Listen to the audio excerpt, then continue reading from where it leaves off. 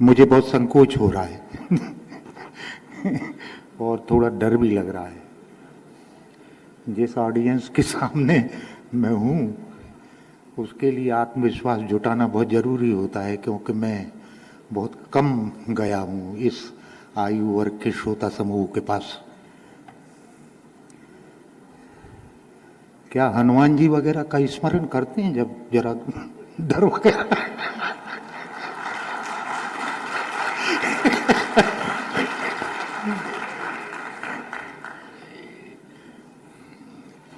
मित्रों, मैं बहुत समय से, बहुत वर्षों से लोक के क्षेत्र में सक्रिय रहा हूँ, जनजातीय संस्कृति के क्षेत्र में सक्रिय रहा हूँ और उसी में मेरी एक पूरी जिंदगी निकल गई। मुझे कभी पलट के देखने का मौका नहीं मिला कि जीवन में और कुछ भी है।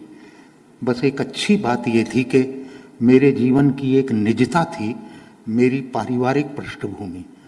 मेरे चाचा सन्यासी थे और मैं बचपन से उनके साथ एक मठ में रहता था।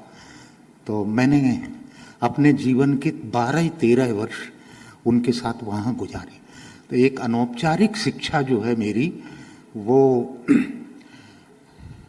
भारतीयता, आप जिसको भारतीय ज्ञान कहते हैं, वो इस सबसे दीक्षित होने में निकली एक तरह से। तो 2 एजुकेशन हुए मेरे, एक तो वो जो विश्वविद्यालय में हो रहा था और एक वो जो मठ में हो रहा था। और वो मेरा चुनाव नहीं था, वो मेरे चाचा का आदेश था कि मेरे भाइयों में से वो मुझे ले गए थे कि तुम यहीं रहोगे। तो मैंने कहा ठीक है। तो शुरू में तो मुझे कुछ समझ में नहीं आया, बाद में उनने थोड़ा सा कुछ पढ़ाना शुरू किया। कुछ लोग ऐसे होते हैं जिनका पढ़ाना जीवन भर भूलते नहीं हैं हम। पढ़ाना एक कला है और उसमें विद्यार्थी का अंतस झांक के उसकी उंगली पकड़ के विषय की गंभीरता में धीरे धीरे ले जाना पड़ता है। ये कीमिया बहुत थोड़े से लोगों को आती है। हमारे यहाँ 2 परंपराएं हैं, एक है शिक्षक की परंपरा और एक है गुरु की परंपरा है। तो अध्यापक मुझे कक्षा में शिक्षा दे रहे थे, वे मेरे अध्यापक हैं, शिक्षक हैं।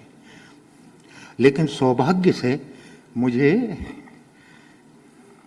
उस दरमियान एक गुरु भी मिले थे जो एक और तरीके से मुझे शिक्षित कर रहे थे। मनुष्य का शिक्षित होना होता है परिवार के लिए, समाज के लिए, देश के लिए। गुरु क्या करते हैं? दरअसल उन्हें कोई लेना देना नहीं होता है। वे ना आपको समाज के लिए तैयार करते हैं, ना परिवार के लिए तैयार करते हैं, वो आपको अपने लिए तैयार करते हैं।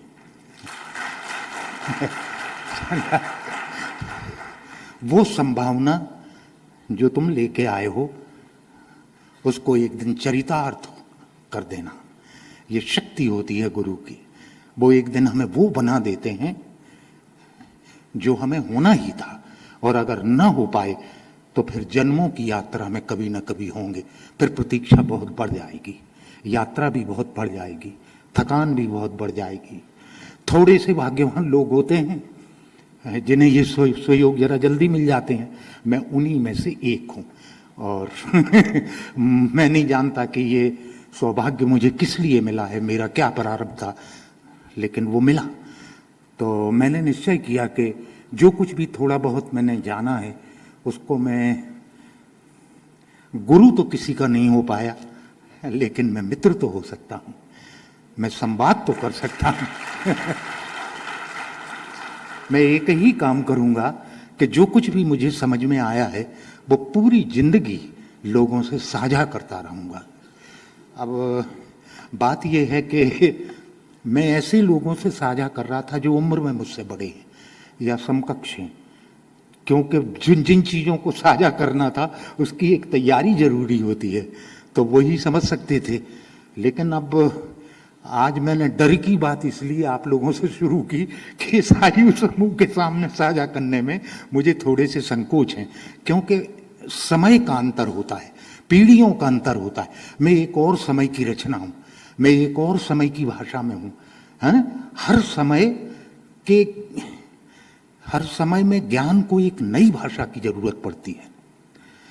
बड़ी धूल धमास जम जाती है सदियों की यात्रा में, उसको नया करना पड़ता है। इसीलिए हमारी परंपरा कहती है दो चीजें बिल्कुल ठीक से ज्ञान के बारे में समझ लीजिए। एक तो ये कि ज्ञान इस जीवन में कभी और किसी भी जीवन में नया नहीं होता। जो लोग ये मूर्खतापूर्ण दावा करते हैं कि वो कोई नया ज्ञान दे रहे हैं, वे किसी भ्रम में। ज्ञान नहीं, ज्ञान है एक सनातन चीज, वो किसी ने पैदा नहीं किया। जब अस्तित्व प्रकट हुआ तो अस्तित्व के साथ अस्तित्व का ज्ञान उसमें समाहित था। मनुष्य केवल लंबी साधनाओं में, जीवन अनुभव में अपनी चेतना को विकसित करता है, और एक मनुष्य की ऊर्ध्व चेतना किसी एक क्षण में जो प्रकाश अनुभव उसको सत्य का होता है, उसमें जितना सत्य ग्रहण कर सकती है वो चेतना, उसको हमने ज्ञान कहना शुरू कर दिया। वो आपकी सीमा है, आपकी चेतना की सीमा है, ज्ञान की सीमा नहीं है।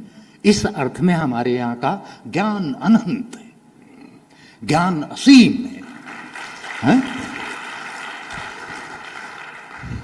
अब जिसकी जितनी पात्रता है उसकी चेतना उतनी बड़ी, तीक्ष्ण, गहरी, संवेदनशील, और कुछ की तो अतलांत समुद्रों जैसी होती। याज्ञवल्क्य हैं, आप स्तंभ हैं, चाणक्य हैं, पतंजलि हैं, बुद्ध हैं, महावीर हैं, कबीर हैं, मीरा हैं।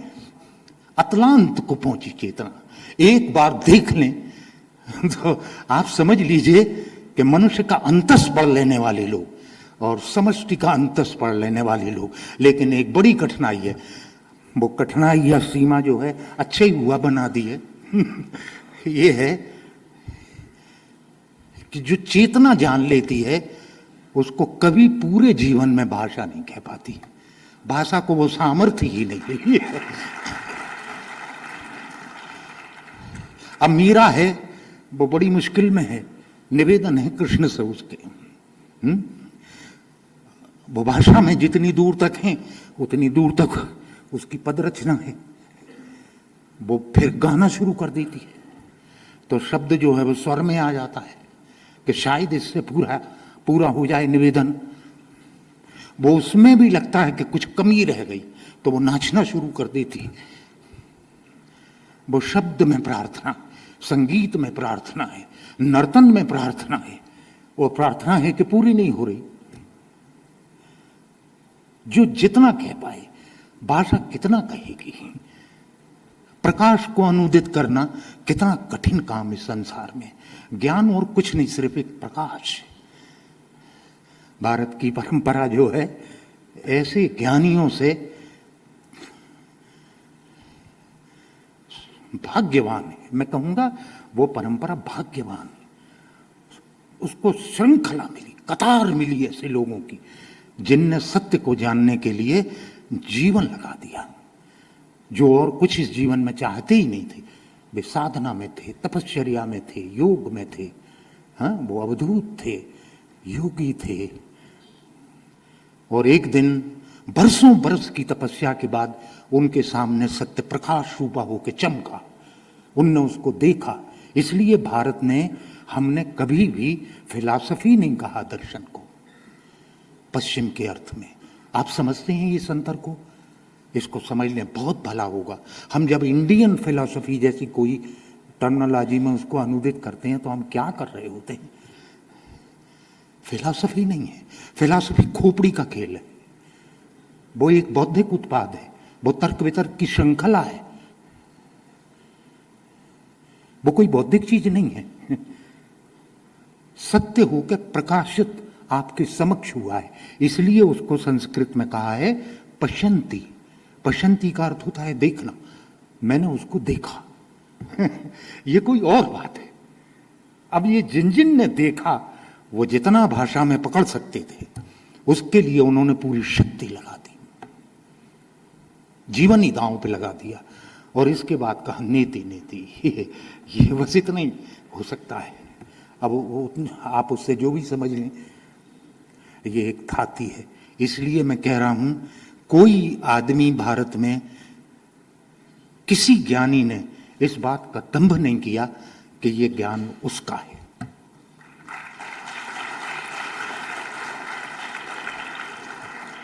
भारत ज्ञान की पूरी परंपरा में, इसका मतलब है कि वो किसी एक आदमी का आविष्कार नहीं है। कोई मूर्ख ये ही दावा करेगा कि जो वो बोल रहा है वो भाषा उसका आविष्कार है। भाषा किसी का आविष्कार होती है? भाषा आपको विरासत में मिली होती है, वो आपका उत्तराधिकार है, आपका आविष्कार नहीं। बिल्कुल ठीक इसी तरह से हमारा ज्ञानी कहता है कि मैं आपसे जो कुछ भी कह रहा हूं, मेरे पहले इन ऋषियों ने ये कहा है, मैं उनकी सन्निधि से, उनके प्रमाण से आपके समक्ष इस बात को कह रहा हूं। यानी वो ये नहीं कह रहा है कि ये ज्ञान मेरा है, वो कह रहा बस ऐसा लगता है जैसे मेरा मुंह इस्तेमाल हो रहा। विवेकानंद क्या कहते थे? कहते थे, सुनो, मेरी बहुत प्रशंसा मत करो, मेरे पास एक अच्छी सी भाषा है, केवल जो ज्ञान है मेरा वो तो मेरे उन गुरुदेव का है जो कुछ कहते ही नहीं।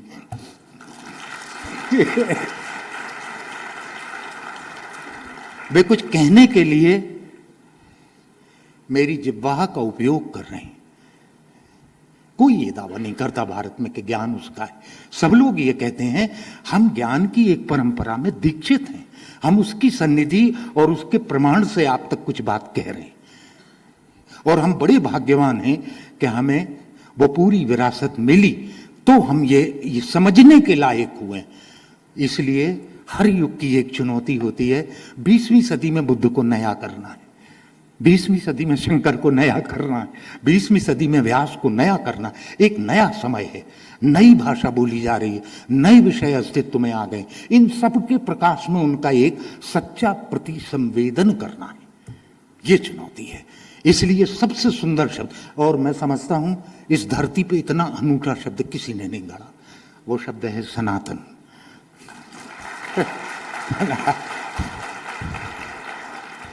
इसलिए कभी गलती से भी भारतीय ज्ञान परंपरा का उल्लेख करते हुए प्राचीन शब्द का उपयोग मत कर देना।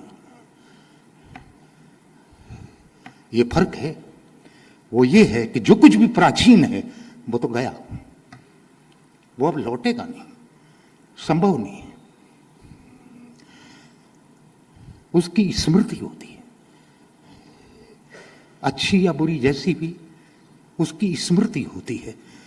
भारत एक ऐसी परंपरा में है जैसे यहां कुछ ज्ञान के क्षेत्र में अतीत होता ही नहीं, क्योंकि उसने एक शब्द जाना है, एक शब्द रचा है, बड़ा मूल्यवान है, और हर जगह इसका इस्तेमाल मत करना।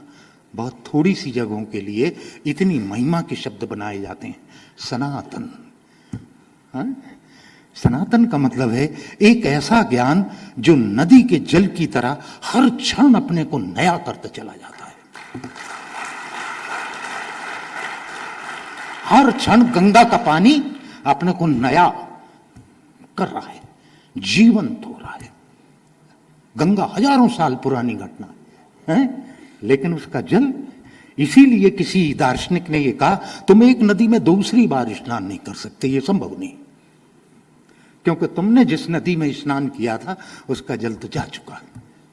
ये सनातन है, जल की तरह, प्रवाह की तरह ज्ञान प्रवाहित होता है, नया करता है अपने पास।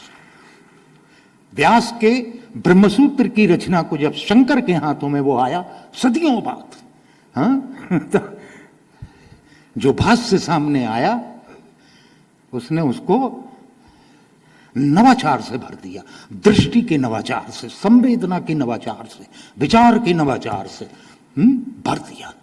उनने अपने समय की चीज बना दिया उसको। बड़ी मेधा लगती, बड़ी रचनाओं का सम्यक भास करने बड़ी प्रतिभा लगती है, हर किसी के बस की बात नहीं है। पढ़ लें और समझ लें इतना ही बहुत है। मैं अमूमन कहता हूं कि देखिए, दो श्रेणियों में भारत ने ज्ञान परंपरा को संभव किया। उसकी एक श्रेणी है जिसके लिए बड़ा महिमा का एक और शब्द भारत ने दिया, ज्ञानियों ने ही दिया। उनने कहा हमारी आर्ष ज्ञान परंपरा, अब आर्ष ज्ञान परंपरा क्या भाई? उन्होंने कहा आर्ष ज्ञान परंपरा वो जिसमें आप कुछ जोड़ नहीं सकते, कुछ भी नहीं जोड़ा जा सकता, ये संभव नहीं। श्रुति में आप क्या जोड़ेंगे? क्या ये संभव है? या अगर कोई मूर्ख ये दावा करने लगे तो उसको मनोचिकित्सालय ले जाने चाहिए। संभव नहीं, पूर्ण है। जो पूर्ण है उसमें तुम क्या जोड़ोगे? और दूसरी बात, वो ज्ञान जो श्रुति में संभव हुआ, जो आर्ष का ज्ञान था, वो समय की घटना नहीं है, समय की घटना नहीं है, वो कालातीत है। फिर उन्होंने कहा कि अच्छा दूसरी ज्ञान परंपरा कौन सी? तो उन्होंने कहा दूसरी ज्ञान परंपरा अनार्ष की परंपरा है। एक परंपरा जो आर्ष की है और एक परंपरा जो अनार्ष की। बोले अनार्ष की परंपरा क्या है महाराज? बोले अनार्ष की परंपरा वो जो देश काल के भीतर ज्ञान संभव हो रहा है, देश काल के भीतर। काल बह रहा है, देश बदल रहा है, उसमें जो ज्ञान है उसके ऊपर बाध्यता है कि वो अपने आप को रोज नया करे, संशोधन करे। रसायन शास्त्र है, गणित है, भौतिकी है, मानविकी है, भाषा है, ये क्या है? इनमें 10 साल पहले कोई सिद्धांत आता है, 10 साल बाद आपको बदलना पड़ता कि नहीं इसमें ये जोड़ना जरूरी है, हम समझ नहीं पाए थे। संशोधनों से अपने को नया करता रहता। उस ज्ञान को ऋषि ने क्या कहा कि ज्ञान तो है ये, लेकिन ये अनार्ष है, ये काल और क्षेत्र के भीतर है। दूसरी ज्ञान परंपरा हमारे यहां जैसे आयुर्वेद है, ज्योतिष है, बहुत सारे, वास्तुशास्त्र है, ये जो उपांग जन में, ये सब अनार्ष के भीतर है। आपको जान के हैरत होगी कि 2 आख्यानों को आर्ष परंपरा में ऋषियों ने रखा है भारत के। पहला आख्यान जो रामायण का है और दूसरा आख्यान जो महाभारत का है। ये आर्ष रचनाएं हैं, इनमें कुछ जोड़ा उड़ा नहीं जा सकता, संभव नहीं। और मैं आपको बता दूं कि ज्ञान को चूंकि किसी ने ये दावा नहीं किया कि ये उसका है, इसलिए उसने एक कीमिया खोजी कि इसका अधिकार भी किसी खास का नहीं है,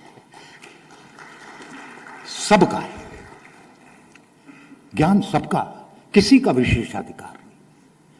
कोई भी ज्ञान के लिए अपनी चेतना को भर सकता है, खुला आमंत्रण है उसका, वहां कोई किसी तरह की कोई कंजूसी नहीं है। और दूसरी बात उनने कही, वो भी जरा समझने लायक ही है।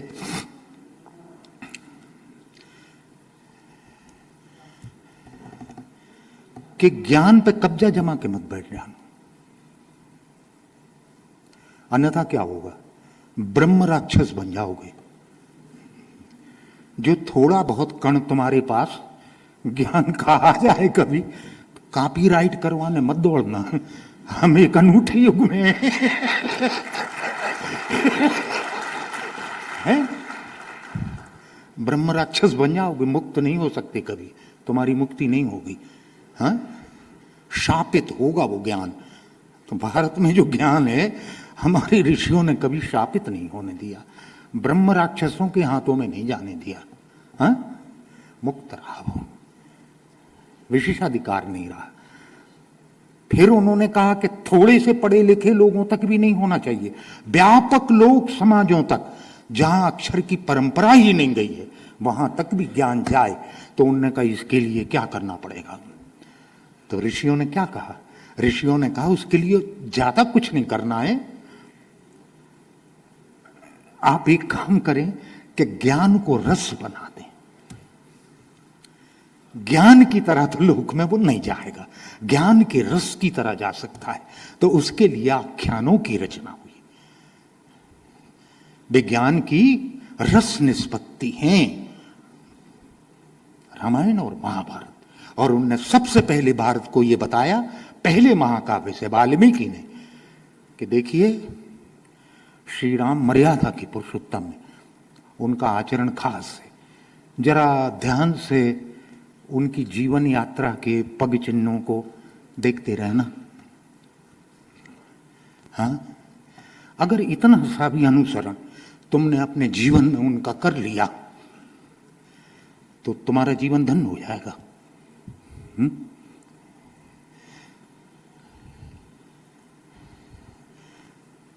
जीवन का अर्थ भी समझ में आ जाएगा तुम्हें, क्योंकि उसमें मूल्य की महिमा होगी।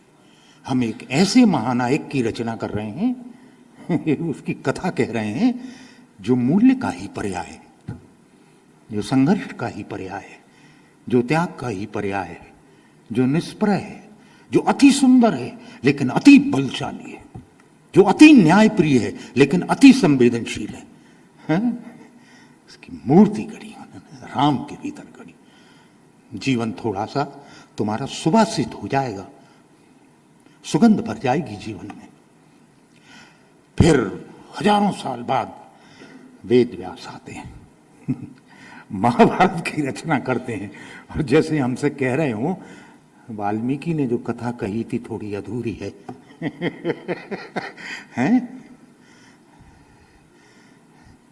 उनने मूल्य रचना की जीवन यात्रा श्री राम में दिखाई थी। मर्यादा के पुरुषोत्तम थे ना वो। आओ हमारी उंगली पकड़ो, हम तुमको एक बार ये बताते हैं जिससे जीवन पूरा हो जाएगा और जीवन की कथा पूरी हो जाएगी कि जब जीवन में कोई मूल्य नहीं होते, जब हर मर्यादा टूटती है हर मर्यादा का चीरहरण होता है ना, तो जीवन कैसा होता है आओ,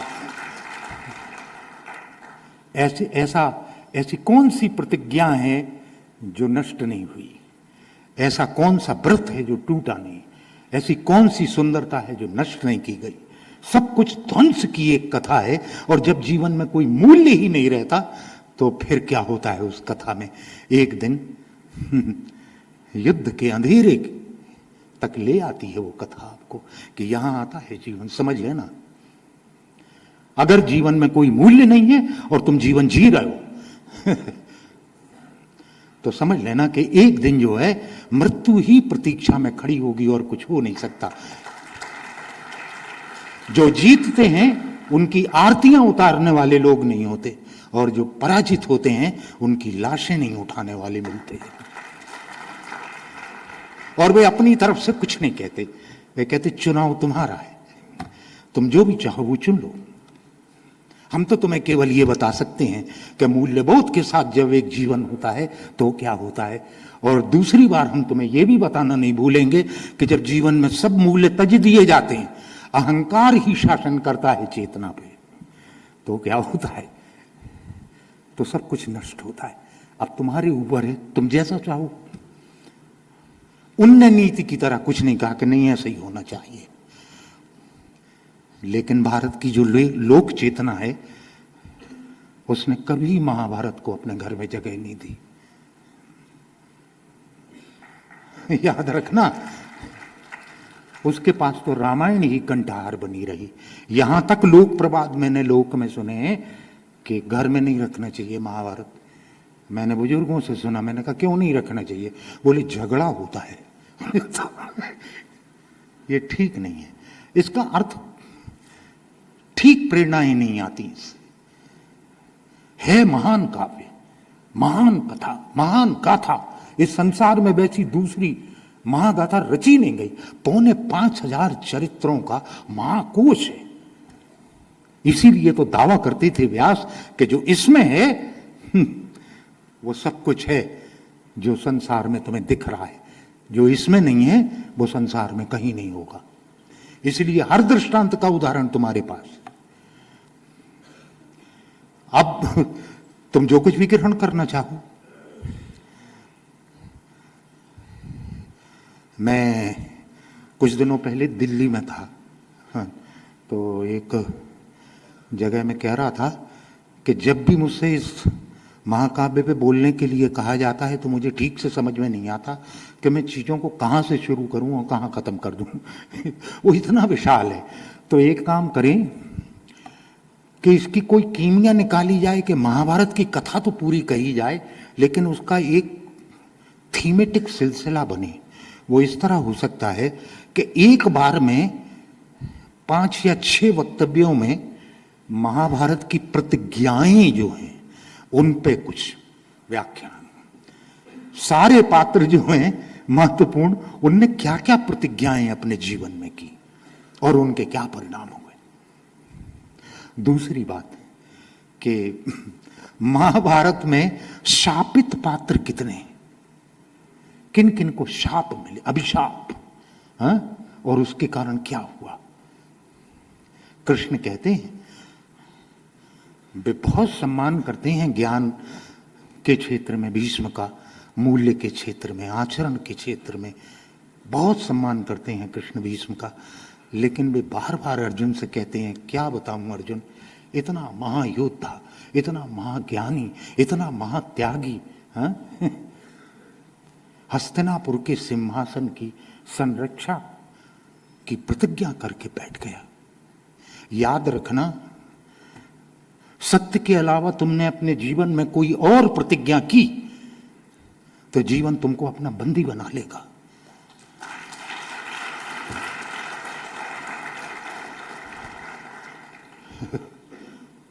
भीष्म में कैदी हैं, अपनी ही प्रतिज्ञा के बंदी हैं, अपने हाथों से डाली गई जंजीरें हैं उनके हाथों और पैरों में, और वे चाह के भी उसको तोड़ नहीं पा रहे हैं। वो अधर्म और अनीति की तरफ से होने वाले युद्ध में सबसे अगली पंक्ति में खड़े। यहां तक ले आते हैं सत्य के अलावा इस जीवन में कोई प्रतिज्ञा नहीं करना, प्रतिज्ञाबद्ध नहीं होना कहीं। इतनी महान देशना किसी और जगह है। एक और उदाहरण बताऊं महाभारत से, ये वो मुझे बड़ा प्रिय है, और वो कर्ण के सिलसिले में है। महान पात्र है, मैं तो शब्दों में कभी बिना संवेदित और भावुक हुए इस पात्र के बारे में कुछ कह ही नहीं पाता। वो ब्रह्मास्त्र की विद्या सीखने ब्राह्मण का वेश बना के परशुराम के आश्रम में गया है। महान धनुर्धर है, महान शस्त्र ज्ञाता है, लेकिन वह ब्रह्मास्त्र नहीं जानता था। उन्होंने कहा वो तो परशुराम ही है। वो गया वहां, वेश बदल के गया, क्योंकि वो ब्राह्मणों के अलावा किसी को ब्रह्मास्त्र की विद्या नहीं देते थे, बाकी दे देते थे। तो ब्राह्मण वेश में गया, परशुराम ने सिखा दिया। एक दोपहर गर्मी की परशुराम जो हैं वो थकान से भर के अपने बरामदे में लेटे हुए हैं, और कर्ण जो है उसकी जंघा पे उनका सिर रखा है, वे निद्रा में, हाँ? और एक कीट आके कर्ण की जांघ में काटना शुरू करता है। बड़ा सुपरिचित कथानक है, आपने सुना ही होगा। लहू बहने लगता है, और अचानक जो है, फिर भी वो पैर नहीं हिलाता, बहुत पीड़ा झेलने के बावजूद कि उनकी नींद खुल जाएगी, उनका सिर मेरी जंघा पे रखा हुआ है। परशुराम की निद्रा खुलती है और रक्त ही रक्त देख के कहते ये क्या है। तो कर्ण कहता है एक कीट मुझे काट रहा था, ये उसने काट लिया है और उससे मेरी जंघा से निकला हुआ रक्त है ये। इतना सुनना था कि परशुराम क्रोधित होकर बोले, करो, सच बताओ तुम कौन हो। तो बोले मैं कर्ण हूं। बोले तूने मुझसे झूठ बोला कि तू ब्राह्मण है, तू निश्चित रूप से क्षत्रिय है। तो बोले असल में मुझे इसलिए ऐसा करना पड़ा कि आप कहते थे कि वो केवल ब्राह्मणों को आप ब्रह्मास्त्र की विद्या देंगे, तो मुझे ऐसा करना पड़ा। बोले ब्राह्मण इतनी पीड़ा नहीं उठा सकता इतनी पीड़ा नहीं उठा सकता जितनी पीड़ा कीट के काटने से इतने देर तक तुझको हुई, और तूने मेरा सिर नहीं हिलने दिया। ब्राह्मण इतनी पीड़ा नहीं उठा सकता, लेकिन तूने झूठ बोल के छल से मुझसे विद्या प्राप्त की है, तो मैं तुझको शाप देता हूं। क्या अनूठा शाप है। उन्होंने कहा कि जब तू जीवन के सबसे कठिन संग्राम में होगा, ठीक उसी क्षण जब इस विद्या के प्रयोग करने का क्षण आएगा तो इस विद्या को विस्मृत कर देगा, भूल जाएगा। वो क्या करता, वो कहता। अब एक संयोग देखिए कि परशुराम के ही आश्रम में एक काफी वन क्षेत्र था, हाँ? और कर्ण जो है वो वहां पे आखेट के लिए जाता था। एक गाय जो है वो एक दिन घनी झाड़ियों के बीच में, तो सरसराहट की आवाज कर्ण तक आई। वो शब्दवेदी बाण विद्या जानता था। अचानक उसको लगा कि हिरन है, शायद मृग है, और उसने एक बाण चला दिया। दरअसल वहां मृग नहीं था, वो एक गाय थी जो घनी झाड़ियों में छिपी हुई थी और उसको दिखी नहीं। एक बाण लगते ही वो कड़ा के गिरी और उसकी आवाज सुनते ही वो दौड़ लगा के व्यथित होकर वहां पहुंचा और उसने देखा कि गाय को मेरा बाण लग गया है और वो दम तोड़ रही है। शोक से भर गया वो महावीर, क्षमा मांगने लगा गाय से, कहने लगा कि मुझसे अपराध हुआ, मुझे मालूम नहीं था।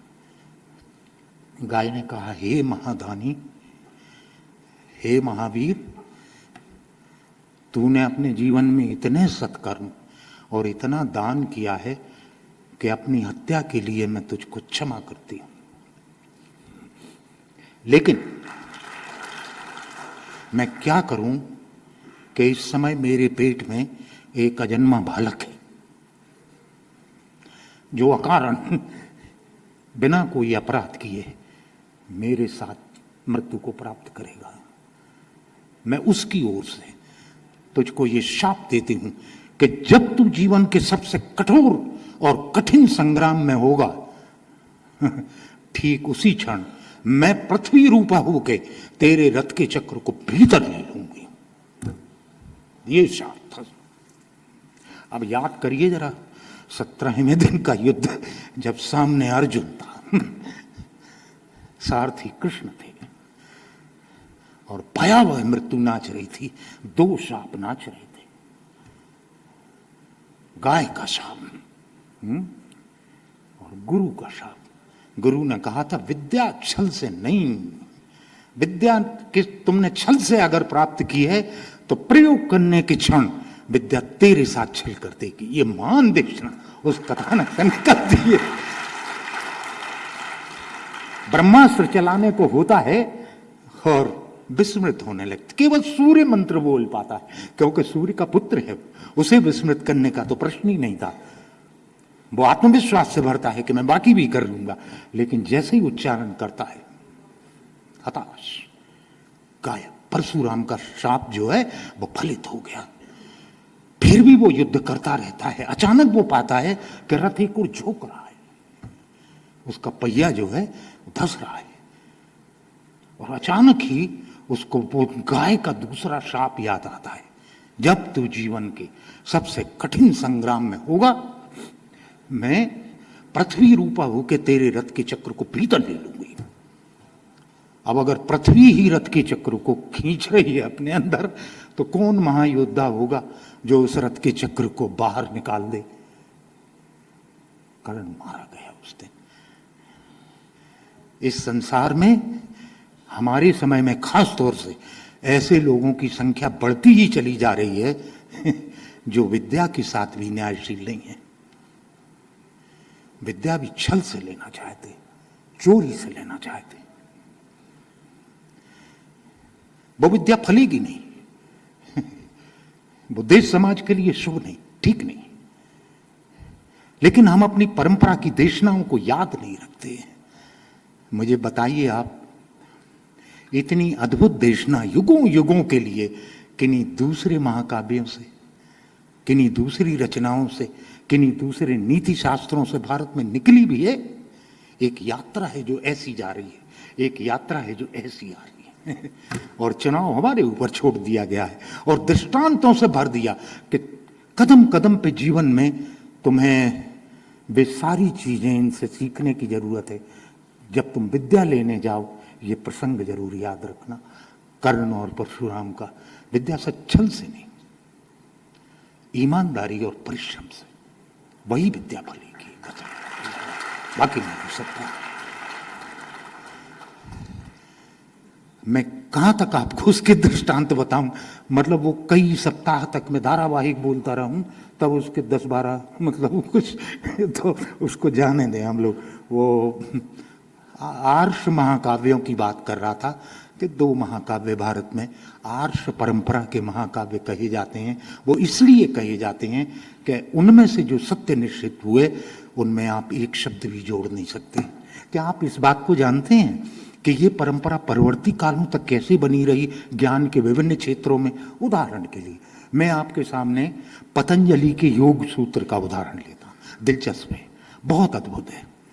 ऐसा कहा जाता है कि इस दुनिया में अरस्तु का जो तर्कशास्त्र है उससे पूर्ण रचना कुछ लिखी नहीं गई। मतलब उसमें एक पंक्ति भी 2500 वर्षों में जोड़ी नहीं जा सकी, 2000 वर्षों में जोड़ी नहीं जा सकी एक पंक्ति, इतना पूर्ण है वो। लेकिन मैं एक दूसरे भारतीय विलक्षण महान योगी की बात करूं जिनने योग सूत्र की रचना की, और बुद्ध से थोड़े बाद ही जरा सा उतना ही 2-2500 वर्षों का समय है। उसमें पंक्ति तो छोड़िए, इन 2500 वर्षों की यात्रा में एक शब्द भी नहीं जोड़ा जा सका है। वो इतना पूर्ण है, योग सूत्र में एक शब्द नहीं जोड़ा जा सका क्योंकि उनने उसकी गुंजाइश ही नहीं रखी। उसमें अपनी ओर से उनने एक शब्द कहा ही नहीं। वो तो विज्ञान की तरह है, ऐसा करो तो ऐसा हो जाएगा, खत्म। परिणाम क्या होगा ये उनने कुछ नहीं बताया। अष्टांग योग की प्रस्तावना है वो, यम नियम आसन प्राणायाम, प्रत्याहार ध्यान धारणा समाधि। समाधि के भी 2 प्रकार, सविकल्प समाधि और निर्विकल्प समाधि। ये पूरा योग शास्त्र पतंजलि की प्रस्तावना है। इतनी पूर्ण रचना कि 2500 वर्षों में पंक्ति नहीं, शब्द नहीं जोड़ पाया कोई। वे हमारी परंपरा के महानतम गणितज्ञ हैं पतंजलि, दार्शनिक नहीं, गणितज्ञ। क्या जोड़ेंगे आप? कुछ नहीं जोड़ा जा सकता। ये भी भारत में हुआ है, अद्भुत है। एक बार परंपरा को ऐसे देखें, उतने कौतुक से जितना एक बालक देखता संसार को। बालक की आंख संसार देखने के लिए बड़ी निर्दोष है, कौतुक भरी आंख होती है। वो जहां से आवाज आती है वहां ऐसे देखने लगता है, जहां थोड़ी लाइट चमकती है वहां देखने लगता है। उसकी आंखों में कौतुक भरा है। वो संसार को पहली बार उन चीजों को देख रहा है, संसार में पहली बार उन रंगों को देख रहा है। तो इस तरह एक बार परंपरा के ज्ञान को देखिए बालक की कौतुक भरी आंखों से। वो अद्भुत है। मुझे किसी ने बताया नहीं लेकिन ये बिल्कुल सच है कि पतंजलि के योग शास्त्र में एक भी शब्द 2500 साल की लंबी यात्रा में जोड़ा ही नहीं जा सका। इतनी मुकम्मल रचना, इतनी पूर्ण रचना, इतनी निर्दोष रचना कैसे संभव हुई है? फिर एक और कीमिया में बता दूं, एक ज्ञान लोक में संभव हुआ। वो ज्ञान वो है जो शास्त्र के बाहर है। हम जीवन जीते हैं, लोक का आदमी तो जीवन जीता है, उसका जीवन अनुभव ही ज्ञान बना। जीवन अनुभव भारत में कैसे ज्ञान बना है उसको हमने कहा है वो वाचिक है। क्या शब्द दिया है? जो वाचिक है, यानी वो उसी तरह बह रहा है जैसे नदी बहती है। वो हर नई पीढ़ी के साथ उसका उत्तराधिकार बदलता है, उसमें नवाचार जुड़ जाता है और वो एक यात्रा लगातार चलती रहती है।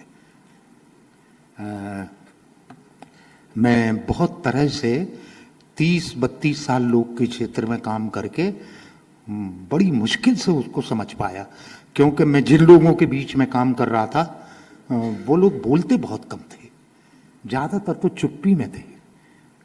उनसे कुछ भी पूछें, हाँ साहब, नहीं साहब, हाँ ठीक है साहब, मैंने कहा अब क्या पता करूं, बताइए आप, ये तो बड़ी मुश्किल। फिर मुझे कुछ समझ में आया कि वे मुखरता में नहीं है, वे चुप्पी में है। बहुत कम बोलने वाले लोग हैं, लेकिन उनका जीवन अनुभव बड़ा समृद्ध है। तो उनको पढ़ना कैसे शुरू करूं, उनको समझना कैसे शुरू करूं?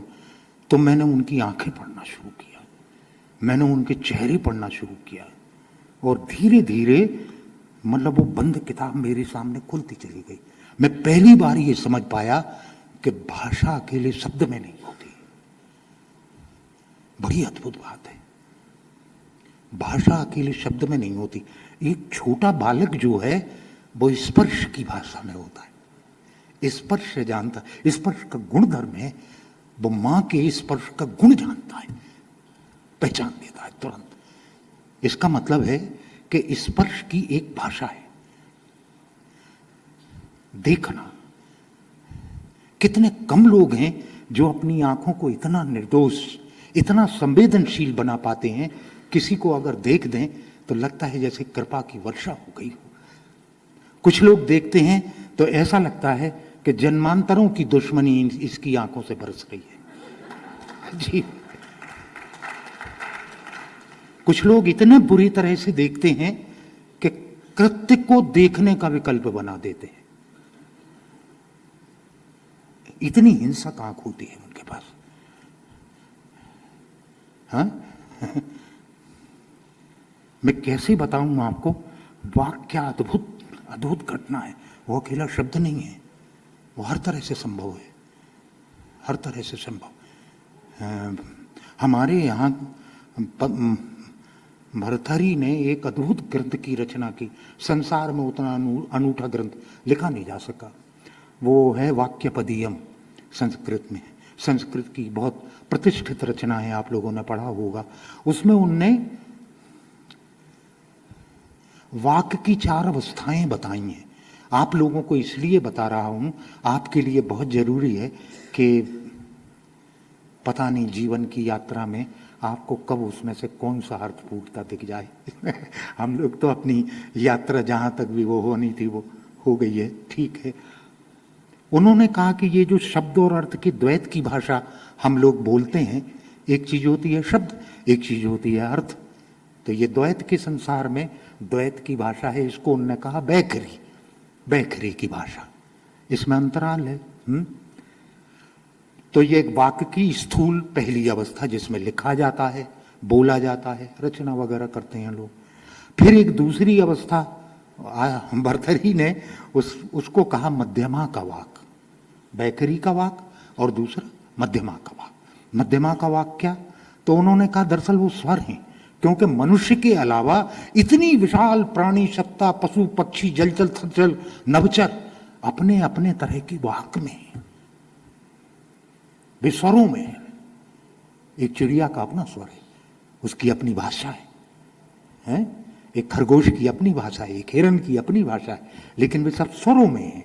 तो वाक्य की ये दूसरी अवस्था जो है, उन्होंने कहा ये मध्यमा है।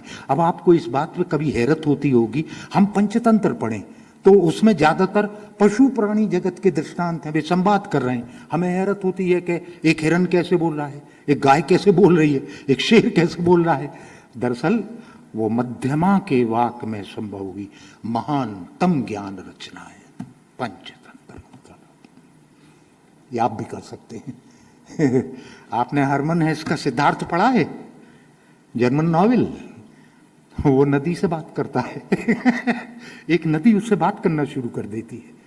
वो कहता है मुझे मालूम है वो कब खुश है, मैं ये जानता हूं वो कब तुनक मिजाजी में है, मैंने ये भी जानता हूं कि वो कब क्रोधित है, मैं ये भी जानता हूं वो कब प्रेम में है। हरमन हेस ने लिखा, महान चरित्र गढ़ा उन्होंने सिद्धार्थ। बुद्ध का ही नाम दिया उसने। ये क्या है? ये मध्यमा का वाक है। फिर वाक की उन्होंने कहा एक तीसरी अवस्था होती है, उसका उन्होंने कहा वो क्या है? बोले वो पश्यंती है। तो पश्यंती से हम कैसे वाक को प्राप्त करते हैं? बोले उसमें वो बोला नहीं जाता, वो प्रकाशित होता है और देखा जाता है, यानी दृष्ट हो जाता है। वो वाक दृष्ट हो जाता है। तो भारत के जितने ऋषि हैं वो जब ज्ञान उपलब्ध हुए तो वाक की तीसरी अवस्था में ज्ञान उपलब्ध हुए, उसका नाम था पश्यंती की अवस्था। उसमें उन्होंने ज्ञान, सत्य रूपा ज्ञान को अपने सामने प्रकाशित होते देखा, इसलिए उन्होंने उसको अपनी परंपरा में दर्शन कहा है कि हमने उसको देखा। वो फिलॉसफी नहीं, वो बौद्धिक उत्पाद नहीं, वो तो प्रकाश था जिससे हम आप्लावित हो गए। हमने कल्प कल्पांतर देख लिए, लेकिन हम क्या बताएं कि हमें बैखरी तुमसे बात करने के लिए मिली है। कितना थोड़ा सा उसमें मैं कह सकता हूं उसको, वे इस अफसोस के साथ चले गए क्योंकि हम लोग ना मध्यमा जानते थे ना पश्यंती जानते थे। फिर हमारे ऋषि ने तो इसके आगे भी एक कदम रखा, भी इतने साहसी लोग थे, उन्होंने कहा वाक की एक चौथी अवस्था भी होती, भर्तहरि ने कहा। फिर लोगों ने कहा प्रकाश के आगे क्या होगा, कैसे संभव है? तो उन्होंने कहा दरअसल वो परावाक अवस्था है वाक की। परावाक अवस्था क्या होती है? बोले दरअसल पश्यंती तक एक तृत्व बना रहता, एक चीज है ज्ञान, एक चीज है ज्ञाता, और तीसरी चीज है ज्ञाता और ज्ञान के बीच का गेय संबंध। तो ये तृत्व तो बना रहा, वो ट्रिनिटी बनी रही। उन्होंने कहा इसको तोड़ दो। तो बोले क्या होगा भैया इसमें? बोले इसमें ये होगा कि आपको ज्ञान हुआ ऐसा नहीं, आप ही ज्ञान हो गए।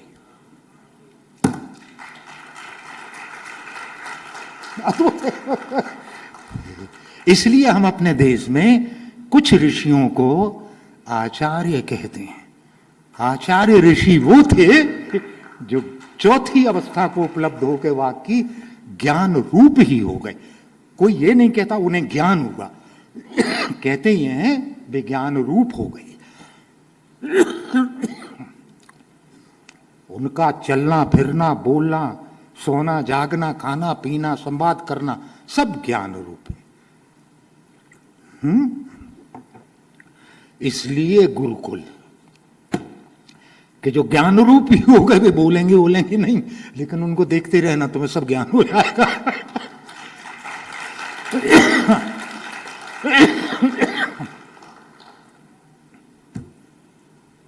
अब तो कुछ भी नहीं बचता। ज्ञान रूप के आगे क्या? कोई आदमी ज्ञान हुआ ऐसा नहीं, ज्ञान रूप ही हो गए। और कुछ थे जो एक उस ज्ञान रूप होने की अवस्था के बाद कुछ कह नहीं सके, वे एक अनंत मौन में चले गए। तो एक परंपरा बनी जिनको हमने मुनि कहा है।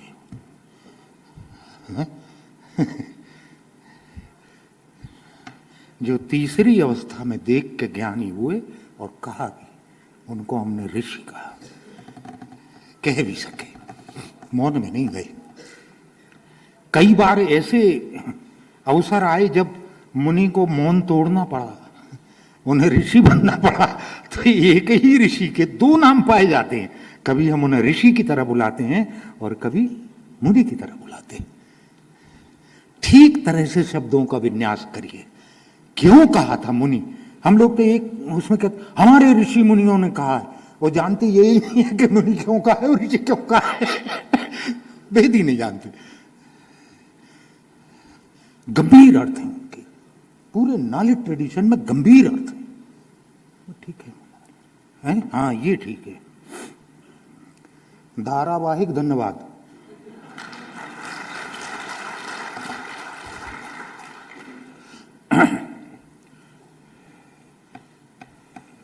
ये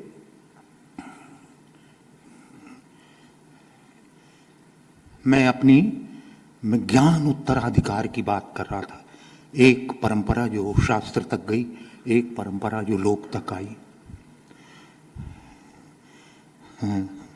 और अभी मैं एक मित्र से बात कर रहा था, जब आया तो मुझे चाय पीने के लिए रोका गया, तो वहाँ बैठा, तो मैं कह रहा था कि ये जो इस दृष्टांत को सदा याद रखना कि हमारे ऋषि ने ही ये कहा है कि देखो, शास्त्र का भाष्य करते हुए कभी भी भ्रम हो जाए तो उसका प्रमाण शास्त्र नहीं होगा।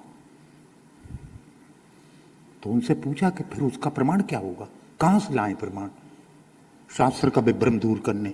उन्होंने कहा उसका प्रमाण सदा लोक से आएगा।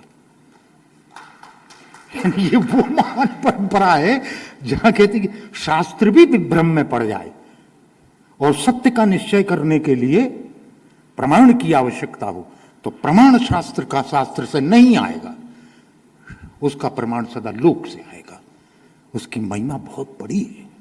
जब हम उन दोनों परंपराओं को, व्यवहार की ज्ञान परंपरा और साधना की ज्ञान परंपरा को जोड़ते हैं, तो एक पूरी भारतीय ज्ञान परंपरा का सत्य हमारे सामने चमकने लगता है। वो पूर्ण करता है अपने आप को। उस ज्ञान का अर्थ ही क्या है जिसका आचरण ना किया जा सके। क्या मतलब उसका आचरण में आना चाहिए। कितना सुंदर शब्द हमने रखा, आचार्य। क्या शब्द, क्या अर्थ था इसका। आचार्य हमारी परंपरा का वो आदमी है जिसने ज्ञान के आचरण बनाए। ठीक से समझिए, आज तो कॉलेज और यूनिवर्सिटी के प्रोफेसर वगैरह की वो जो तख्ती लगी रहती है उसमें लिखते हैं आचार्य फलाने फलाने पांडे। अब अध्यापक को आचार्य कह रहे, वो ये कह रहे हैं कि दरअसल आचार्य शब्द जो है, जो ज्ञान के आचरण में चले गए हैं, जो ज्ञान रूप ही हो गए, इन्हें आचार्य कहो। और उनको आचार्य कहो जिन्होंने ज्ञान था लेकिन उससे बड़ी चुनौती का सामना किया कि इस ज्ञान को अगर जीवन में प्रयोग करने की पद्धतियां ना खोजी गई तो ये व्यर्थ चला जाएगा। इसलिए ज्ञान का आचरण क्या हो, फिर उस ज्ञान का तंत्र क्या हो, उसकी ज्यामिति क्या हो, उसकी विधियां क्या हो, इनकी रचना की। वे और भी बड़े लोग थे, उनके लिए तो और भी ज्यादा कृतज्ञ होना चाहिए। ज्ञानी भी उनके कृतज्ञ होंगे कि ये तो हम भी ना कर पाए। हाँ? तो इस देश में ज्ञान को पूर्ण किया लोक ने और शास्त्र ने मिलके, और उन लोगों ने इसको परम पूर्ण कर दिया जिन लोगों ने ज्ञान जो था उसके आचरण की, उसकी व्यवहारिकी की रचना की कि तुम अपने जीवन में इसको उतारोगे कैसे। इसलिए ये सुनने भर की चीज नहीं है। एक चीज भी तुम्हारे जीवन में अगर तुम्हारी चेतना में सत्य रूपा होकर उतर गई, उसको जीना शुरू कर दो। मैं आपसे सच कह रहा हूं, एक दिन ये सिर्फ निश्चय करिए, आपको पता चलेगा आपका जीवन कैसा है कि आज पूरे दिन जो है चाहे कुछ भी हो जाए मैं झूठ नहीं बोलूंगा। ऐसा निश्चय करिए। हैरत होगी आपको जान के, वो एक दिन आपके ऊपर पूरी जिंदगी से भारी होगा। आप झूठ बोलने के इतने अभ्यस्त हैं कि उसके बिना आप जिंदा नहीं रह सकते। ये सुनने में कितना असर लगता है। सत्य बोलो। मैं कह रहा हूं एक दिन कसौटी दे रहा हूं आपको, एक कसौटी दे रहा हूं कि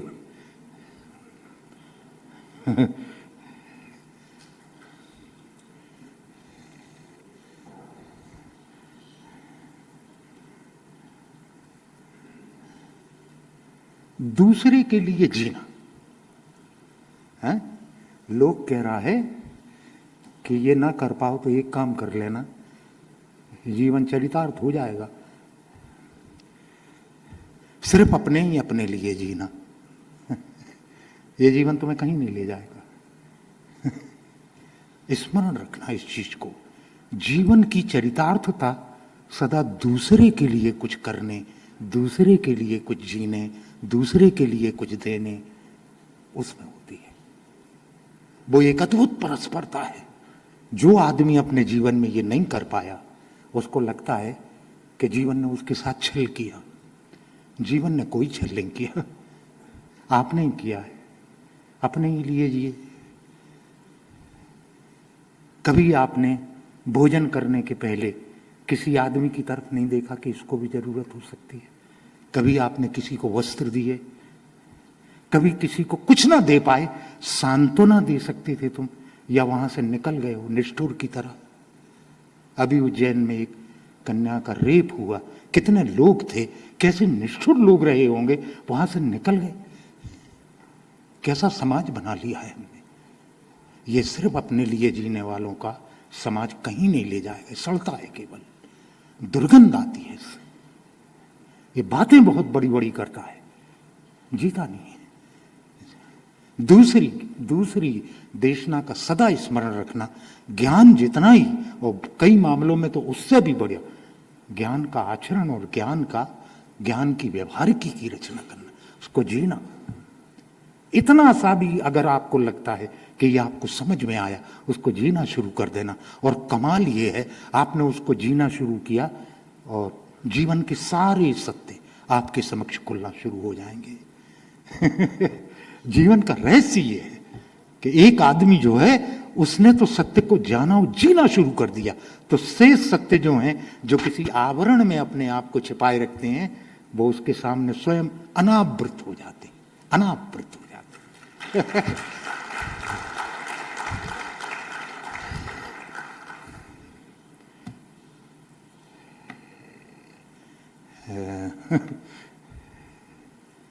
यहां रोक दूं? हैं? क्यों महोदय, यंग थिंकर?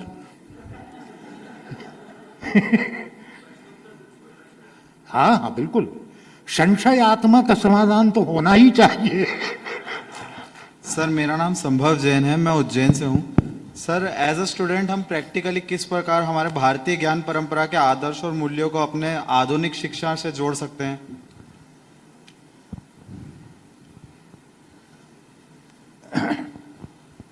यार बहुत कठिन प्रश्न पूछ के मुझे डराना नहीं। ये इस प्रश्न का हजारों बार मैंने सामना किया है। सबको पता नहीं क्यों ऐसा लगता है कि शिक्षा में कोई चीज जुड़ जाए तो बहुत अच्छा रहेगा, सब सीख जाएंगे। हैं? अगर ऐसा हो पाता तो ये देश कुछ और होता, वो शिक्षा के बाहर होता है। शिक्षा के बाहर आदमी का शिक्षित होना, इस कीमिया को जानते हैं आप? इस संसार में सबसे गहरा शिक्षण करती हैं माँ। वो देशना कभी जीवन में भूलते नहीं। माँ इस संसार के सबसे गहरे स्वाद की रचना करती है। उस स्वाद को आदमी जीवन भर विस्मृत नहीं कर पाता। माँ से हम एक भाषा जानते हैं जिसको हम मातृभाषा कहते हैं। हाँ? उसका कोई स्कूल नहीं होता, कोई पाठ्यक्रम नहीं होता, कोई कक्षा नहीं होती, कोई पुस्तक नहीं होती, और हम में से हर एक आदमी संसार का उस एक भाषा को जानता है जो वे सिखाती हैं, वे महान गुरु हैं। शिक्षा को जीवन के बाहर ले जाओ। सब कुछ किताबों में ले आए और अध्यापकों के भरोसे छोड़ दिया तो कुछ होगा नहीं। बहुत दूर तक हम लोगों को ले नहीं गई है शिक्षा जो है।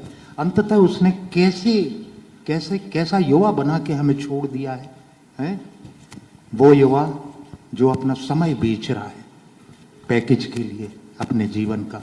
मैं अभी 4-5 दिन पहले एक सभा में कह रहा था कि हमारे समय तक आते आते टाइम ने अपने आप को रिप्लेस कर दिया है मनी में। मेरे पास 5 साल का समय है, मैं किसी कंपनी को बेचता हूं, मुझे इतने का पैकेज चाहिए। हाँ, यही तो कर रहे हैं ना आप। क्या सीखा है शिक्षा से? और अगर इसमें कोई महान देशना जुड़ भी जाए और शिक्षा के पाठ्यक्रम में आ जाए तो क्या फर्क पड़ने वाला है? जीवन में लाओ। अपने सच्चे शिक्षण को कक्षा से बाहर निकालो। और क्या कहने लगूं, मुझे तो, मैं आपसे बताऊं, मैं डॉक्टरेट करके लोक के क्षेत्र में काम करने का मौका मिला था, और वो भी दुर्घटनावश। मेरा चुनाव नहीं था। मैं जब वहां गया और मैंने भारत के लोक जीवन को देखना शुरू किया तो मुझे कुछ भी अता पता नहीं था। मुझे कुछ समझ में ही नहीं आ रहा था। मुझे ऐसा लग रहा था कि ये कौन सी जगह है, ये कौन सा देश है जिसको मैं जानता ही नहीं, जिसके बारे में मेरी शिक्षा ने हर खिड़की दरवाजे बंद कर रखे हैं। भगवान की कोई कृपा ही होगी कि मैंने पहली बार 25-30 साल मतलब उस क्षेत्र में काम करके एक ऐसा भारत जाना जो भारत कक्षा के बाहर है। वो हम कभी नहीं जानते। कैसे बताऊं मैं आपको कि जीवन में जो घटता है वो उसको कक्षाएं नहीं समेट पाती कभी। और वो बहुत काम भी नहीं आता। मुझे तो यही समझ नहीं आता कि मैंने जो डिग्रियां वगैरह डॉक्टरेट वगैरह की ली थी, जीवन में किया क्या उसका, बस वहीं छोड़ आया, वो किसी काम नहीं आई। मैं तो कोई और ही काम कर रहा था। तो हर बात में इसकी अपेक्षा मत किया करो कि फलाना ज्ञान जो भी आपने सुना जाना या हमारी परंपरा में है वो हमारी शिक्षा का अंश हो जाए। हो भी जाए तो एक मुर्दा सा अध्यापक आके आपको पढ़ाने लगेगा, उसको ही खुद कुछ नहीं मालूम रहता है, वो क्या आपको पढ़ाएगा है? उनमें जीवंतता ही नहीं है, उनने जीवन से कुछ सीखा ही नहीं है, उन्हें किसी तरह से जीवन ने शिक्षित नहीं किया। मैं बड़ा निराश हूं इस समय कि जिस आदमी को जीवन में अध्यापक होना चाहिए उसको अध्यापन का भारत में कोई अवसर ही नहीं है। और अध्यापक ज्यादातर ऐसे लोग बन रहे हैं जो हवलदार होते तो ज्यादा अच्छा था।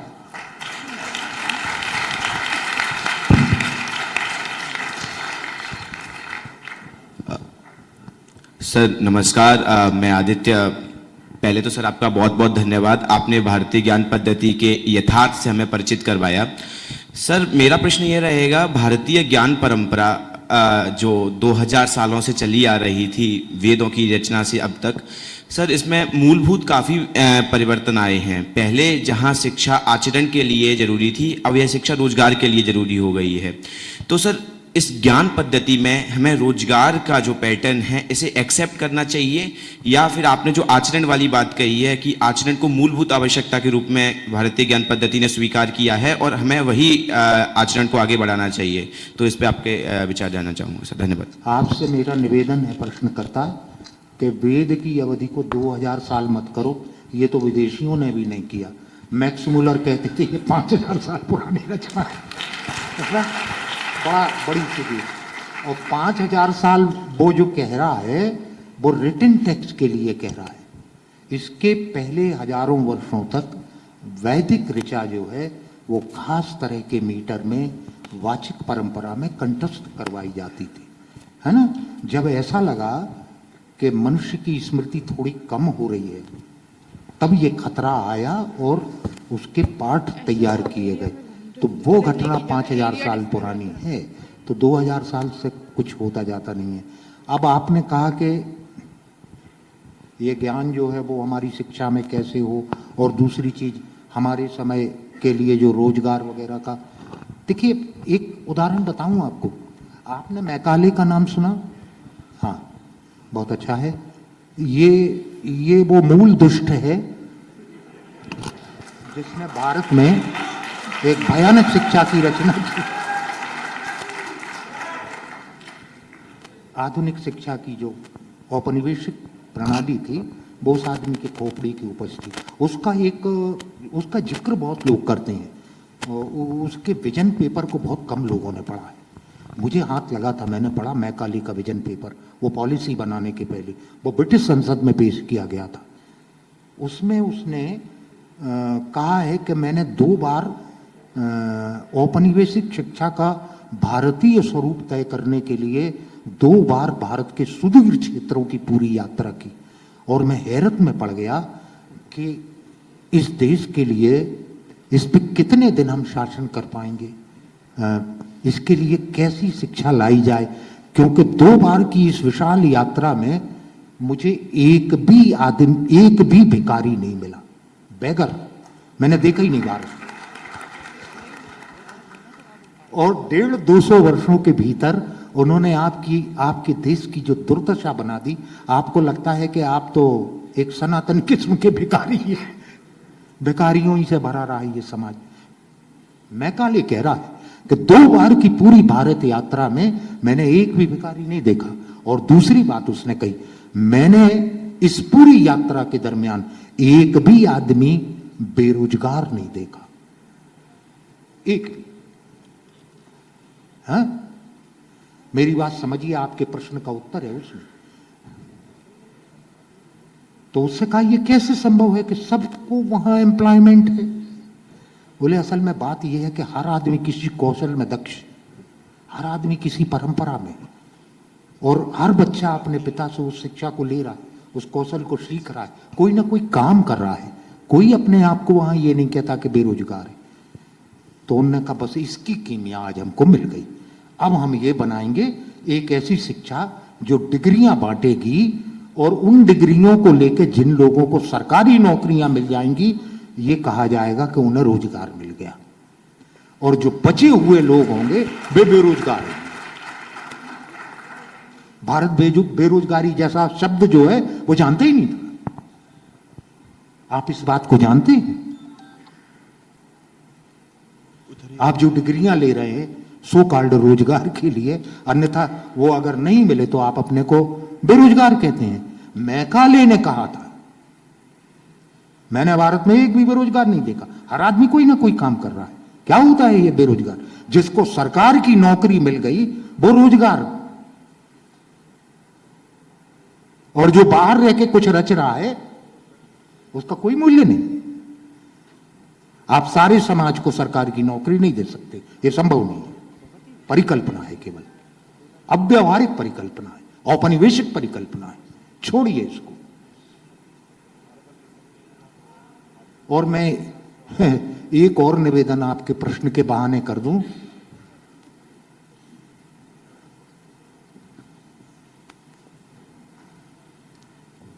महान शिक्षा जो है रोजगार तो छोड़िए, वो आपको मुक्त करने के लिए होती है। महान शिक्षा आपको मुक्त करती है, और इसका एक अर्थ है। इसका अर्थ ये है कि आप अपने लिए जितने शिक्षित होते चले जाते हैं उतने अर्थ में आप स्वतंत्र होते हैं। स्वतंत्रता एक दिन की राजनीतिक घटना नहीं।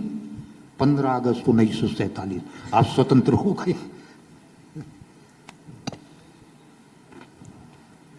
मैं तो परतंत्र बंदियों को ही भारत में ज्यादातर देखता रहता हूं, जिनकी चेतना स्वतंत्र ही नहीं हुई, जिन्होंने खुद को स्वतंत्र नहीं किया। एक स्वतंत्र आदमी होता है, उसकी आवाज बदल जाती। मैं आपसे सच कह रहा हूं, एक स्वतंत्र आदमी की जो निर्भीकता है उसका बोलना कुछ और होता है, और गहरा आदमी होता है। देखिए, हम लोग बड़ी विस्मृत कर भुलक्कड़ लोग हैं, हम इतने नजदीक के इतिहास की बातें याद नहीं करते। तिलक महाराज ने पहला नारा आजादी का क्या दिया था? स्वतंत्रता हमारा जन्म सिद्ध अधिकार है। जन्म सिद्ध अधिकार है, वो कोई देता नहीं है। पैदा हुए वो अधिकार लेके पैदा हुए। तुम्हें बंदी कौन बना सकता है? तुम्हें परतंत्र कौन कर सकता है? अपने आप को रोज रोज स्वतंत्र करो, अपने भीतर की स्वतंत्रता को गहरा करो, है ना? तुम उतने अर्थ में स्वतंत्र होते चले जाओगे, और फिर एक ऐसी अनूठी स्वतंत्रता का स्वाद तुम चखोगे कि तुम जो कुछ बोलोगे वो लोगों पे सूर्य के प्रकाश की तरह बरस पड़ेगा, सब कुछ प्रकाशित हो जाएगा। आज तो ज्यादातर लोग जो कह रहे हैं, किसी को कुछ समझ में ही नहीं आता कि ये सज्जन बोल क्या रहे, क्योंकि उन सज्जन को ही नहीं मालूम कि वे क्या बोल रहे हैं। जिनकी चेतना ही बंदी है, वे क्या बोलेंगे? हैं? अपने आप से वार्तालाप करना शुरू करो, अपना स्वाध्याय करो। बड़ा सुंदर शब्द हमारी परंपरा ने कहा, स्वाध्याय मत भूलना, थोड़ा स्वाध्याय करते रहना। और हम मूढ़ों ने इस शब्द का अर्थ कर लिया ग्रंथों को पढ़ना, कि ग्रंथ पढ़ते रहना। दरअसल वो ये नहीं कह रहे, स्वा का अध्ययन करना, ये स्वाध्याय है। स्वा का अध्ययन करना क्या है? स्वा का अध्ययन करना ये है, अपने आप को देखो, कैसे आदमी हो तुम? क्या तुम क्रोधी हो, लोभी हो, लालची हो, कामी हो, कायर हो? क्या हो तुम? तुम्हारे अलावा तुम्हें कौन बताएगा? तुम अपने आप को देखते रहो, और तुम जिस चीज को भी समझ जाते हो उसको बदलना शुरू करते हो। जब तक कोई चीज तुम समझते नहीं हो, तुम बदलने के लिए राजी नहीं। बीमारी का पता चल जाए तो औषधि की तलाश शुरू होती है, उसके पहले कहां होती है? इसलिए जरूरी था स्वाध्याय करो। स्वाध्याय करो, कैसे आदमी हो तुम। क्योंकि वो दिखता नहीं है, उसकी एक्सरे नहीं बनी है।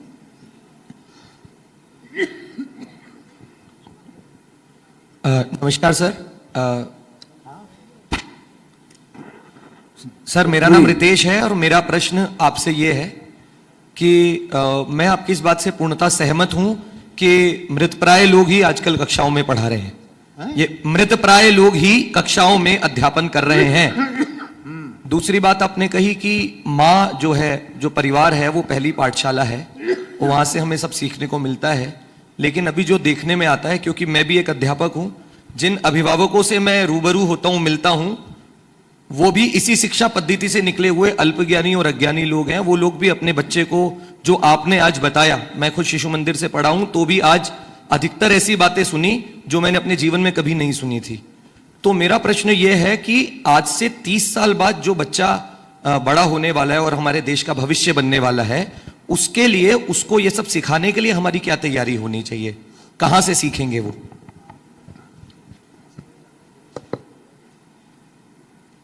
ये नहीं समझ पाता, बार बार शिक्षा की तरफ चीजों को क्यों ले आते?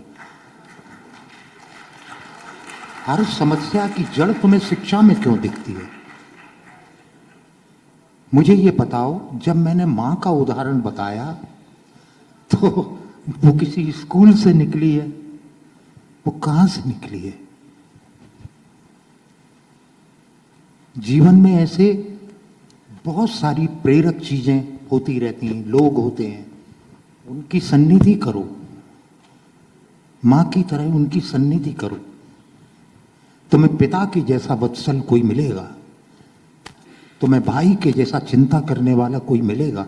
बड़ा महिमापूर्ण शब्द है बंधु, मित्र। तुमने मैत्री खोजी है? मैत्री खोजना पड़ती है। रक्त के संबंध है बाकी सब। मैत्री वो घटना है जो रक्त संबंधों के बाहर पहली बार घटता है, एक संबंध। उस संबंध का नाम है मैत्री।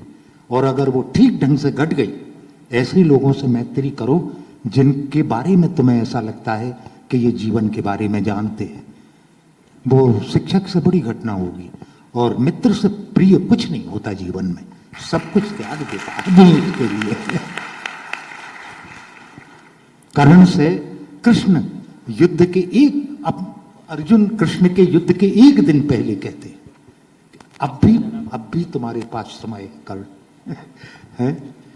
वो कहता नहीं कृष्ण, मैं उन लोगों में से नहीं हूं। मैं जानता हूं कि बहुत अभिमानी है दुर्योधन, मैं जानता हूं कि धर्म उसके पक्ष में नहीं है, मैं जानता हूं कि वहां अनीति है, लेकिन वो मेरा मित्र है।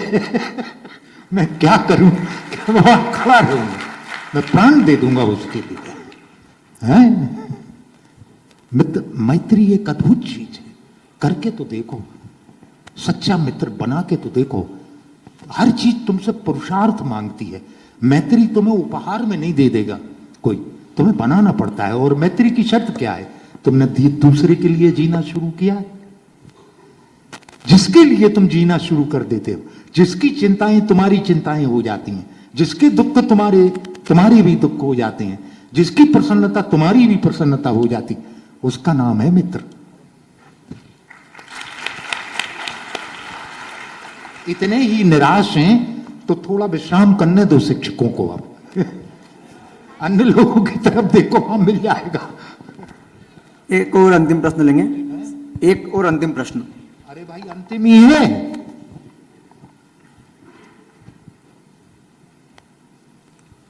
जी सादर प्रणाम सर। हाँ जी। मेरा प्रश्न है कि भारत की ज्ञान प्रणालियां वर्तमान जगत में आधुनिक जटिलताओं को कैसे प्रतिध्वनित और हल करती हैं, इस पर प्रकाश डालें। एक बार फिर से बोलना। भारत की जो ज्ञान प्रणाली है वह वर्तमान जगत के परिप्रेक्ष्य में आधुनिक जटिलताओं को कैसे प्रतिध्वनित और हल करती है। हाँ ठीक है।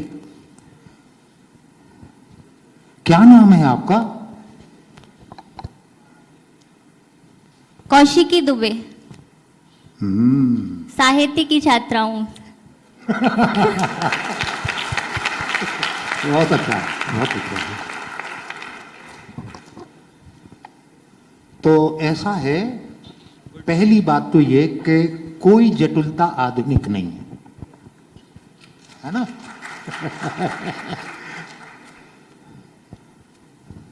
मानव के जीवन यात्रा में सब जटिलताएं एक सहयात्री रही हैं, वे केवल अपना रूप बदलती रहती हैं।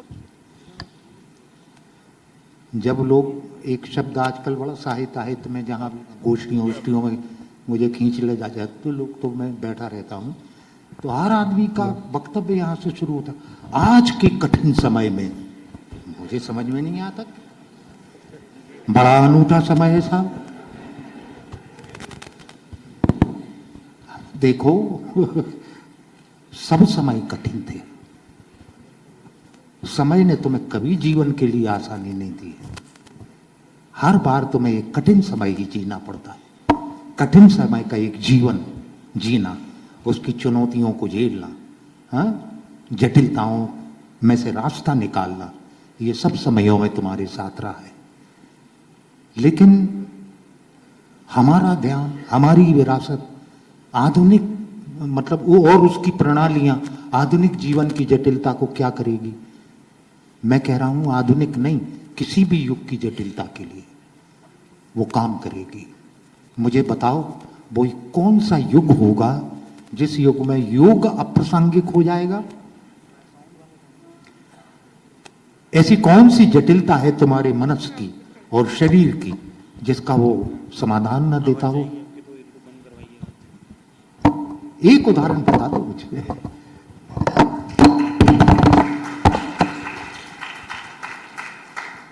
आपको तो सारी जटिलताओं ने एक अर्ध विक्षिप्त मनुष्य बना के छोड़ दिया है। मैं कह रहा हूं कि जितने तनाव में आधुनिक आदमी हैं, आधुनिक जटिलता आपके शब्दों में कहूं, ये कहीं नहीं जा रहे। मैं बहुत गौर से लोगों का जीवन देखता रहता हूं। 80% लोग मुझे ऐसे लगते हैं कि अगर इनके जीवन में यही सब कुछ बना रहा तो इनको मनोरोगी होने से कोई रोक नहीं सकता। भारत के भविष्य के लिए बहुत ज्यादा मनोचिकित्सकों की जरूरत पड़ेगी। इतना अटपटा व्यवहार कर रहे हैं लोग, इतने डिप्रेशन में हैं लोग, अकारण इतने तनाव में हैं लोग, और उसका मूल कारण ये है कि दरअसल जीवन में कुछ दुख हैं जो वास्तविक होते हैं, लेकिन हमारा इतना विचित्र समय है ये कि हम काल्पनिक दुखों से मारे हुए हैं। दुख अगर वास्तविक हो तो वे दूर भी किए जा सकते हैं। काल्पनिक दुखों का तुम क्या करोगे? है सब तरह की ये जो जटिलता जीवन में आती जाती है, हम दिमागों में इकट्ठा करते चले जाते हैं। ज्ञान तो उसके लिए केवल एक ही बात कहता है, सहज सहज सहज होकर व्यवहार करो, सहज होकर बोलना शुरू करो, हाँ, सब जटिलता विदा हो जाएगी। तुम जटिल बना लेते हो जीवन को, एक झूठ बोलते हो, 1000 झूठ बोलना पड़ते हैं बचने के लिए, और जटिल होता चला जाता, और जटिल होता चला। ज्ञान ने तुमको एक आसानी दी ना, सहज हो जाओ। कबीर के ज्ञान को हम क्या कहते हैं? कबीर क्या कहते हैं अपने कथन? साधो सहज समाधि भली। वो समाधि भी सहज हो, वही फलेगी, वही भली है तुम्हारे लिए। वो कौन सा युग होगा जिसमें ये देशना गलत हो सकती है? हमारे लोक परंपरा में कहते तुम पेट से ज्यादा खा नहीं सकते। पेट से ज्यादा खा लोगे बड़ी समस्या हो जाएगी। तुम तन से ज्यादा पहन नहीं सकते। लेकिन हमारे समय की जटिलता यह है कि आदमी 1000 जोड़ी कपड़े वार्डरोब में रखना चाहता है। काया एक ही है, अब इसका क्या करो आप? 1000 तरह के व्यंजनों की रचना कर ली है सबके लिए। वो इच्छा का और स्वाद का मारा हुआ आदमी है, भूख का नहीं। भूख से कम लोग मर रहे हैं, है ना? उल जलूल खाने से ज्यादा मर रहे हैं। जटिलता पैदा कर ली आपने अपने जीवन में, सहजता खो दी। हर जगह सहजता एक मानक रहे। पहनो वो जिसमें तुम सहज महसूस करते हो, हाँ? खाओ वो जो स्वाद तुम्हें सहज लगता है। बोलो वो जिसको तुम जानते हो, जो तुम्हारे अनुभव का हिस्सा है, जो ग्रंथ से नहीं आया है। सहज बोलो। ऐसा बोलो जो सामने वाले तक संप्रेषित हो। मुझे बताओ, कबीर जब ये कहते हैं कि माली आवत देख के कलियन करी पुकार, फूले फूले चुन लिए काल हमारी बार, इस महान सत्य को इससे सरल करके बताओ मुझे जरा। निकष है, चुनौती है आपके लिए कि इससे सरल करके बताओ। वो ये कह रहा है, माली आया बाग में, जो फूल खिल गए थे उनको तोड़ के ले गया, कलियां क्या पुकार कर रही हैं? काल हमारी बार। कितनी देरी है इस जगत में जो आया है। कली की तरह हो तुम, युवा हो, तुम्हें लगता हो अनंत काल तक रहने वाले हो, तुम्हें कुछ दिखता नहीं। कबीर को तो दिख गया था, कबीर को तो दिख गया था कि अगले कदम पे वो है। सावधान रहना, कुछ कर लेना, अमृत के लिए कुछ कर लेना। और वो एक ही तरह से हो सकता, रोज रोज सहज हो। जो भी जीवन में जटिलता आ गई है उसको त्यागते चले जाओ, एक दिन शिशु की तरह हो जाओ, कोई जटिलता नहीं। इस योग का नाम था सहज योग। नहीं कर पाओ तुम मुद्रा, है नहीं कर पाओ तुम कोई आसन, तुम इतना कर लो, महान योग है सहज योग।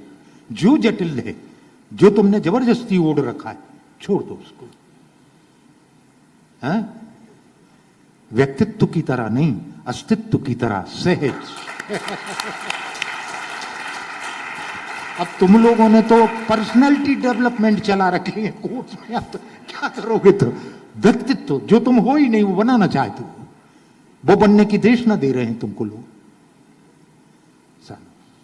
मुझे तो कुछ ऐसे ही समझ में आता है, शायद कोई रास्ता इससे निकले। धन्यवाद सर।